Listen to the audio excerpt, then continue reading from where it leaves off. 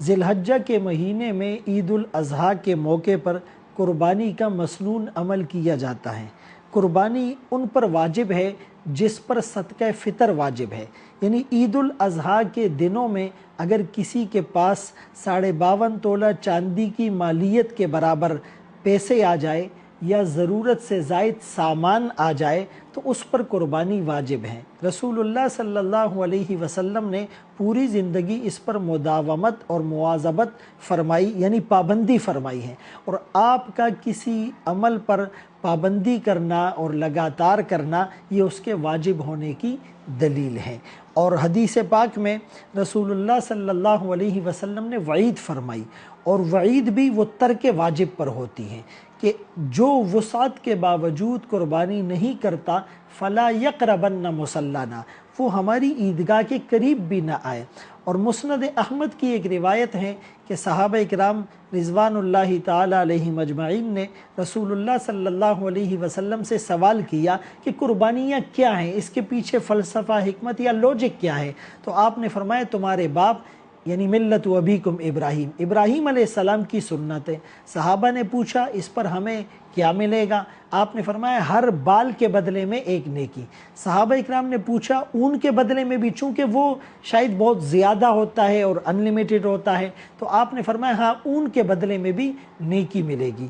اور حضرت عائشہ رضی اللہ عنہا بھی روایت کرتی ہیں رسول اللہ صلی اللہ علیہ وسلم نے فرمایا کہ ان دنوں میں قربانی سے بڑا اور بڑھیا عمل کوئی نہیں ہے، اور قیامت کے دن اس جانور کو سینگ، کھروں، بالوں سمیت ایون کہ اس کا جو لید اور گوبر اور پیشاب ہے اس کے ساتھ تولا جائے گا۔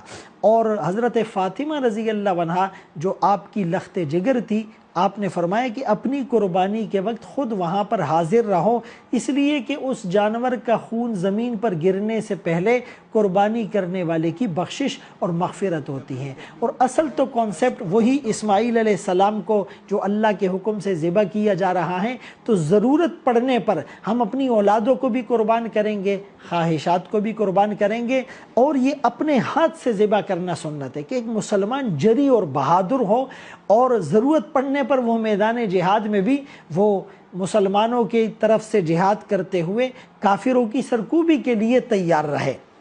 البتہ ذبح کرتے وقت اگر آپ کسائی سے ذبح کر رہے ہیں تو خود وہاں پر موجود رہیں، اور کسائی ذبح کرتے وقت بسم اللہ اللہ اکبر پڑھیں۔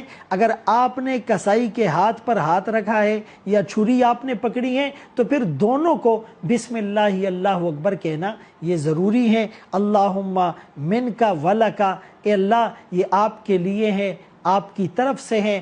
اور پھر ذبح کرنے کے بعد اللہم تقبلہ منی کما تقبلت من حبیبک محمد صلی اللہ علیہ وسلم وخلیلک ابراہیم علیہ السلام، یہ دعا بھی پڑھی جائے۔ البتہ اس جانور کی قربانی اور خون بہانا یہ اصل ہے۔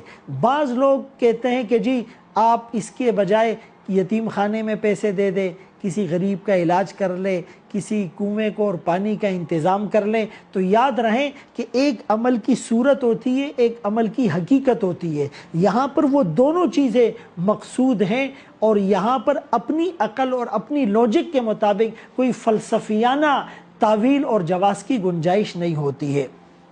اسی طرح اس جانور کو ذبح کرنے کے بہت سے احکامات ہیں، لیکن بنیادی طور پر اخلاص اور اللہ کی رضا مقصود ہو۔ بہت بڑا جانور لینا ہے اور اس کو گلیوں میں گھمانا ہے اور فیس بک پر اس کی تصویریں وائرل کرنی ہے کہ فلاں صاحب نے مہنگا جانور خرید لیا اور فلاں صاحب نے جو ہے وہ سب سے قیمتی جانور خرید لیا، تو یاد رہیں کہ اخلاص اور للہیت نہ ہونے کی وجہ سے وہ سارا عمل ضائع ہو جائے گا۔ اللہ ہم سب کو قربانی کی توفیق نصیب فرمائے۔ اور بعض حضرات نے دعا کرتے وقت انی وجہت وجہی للذی فطر السماوات والارض حنیفا وما انا من المشرکین، اس طرح کی قرآنی آیات کو بھی اس میں ذکر کیا ہے۔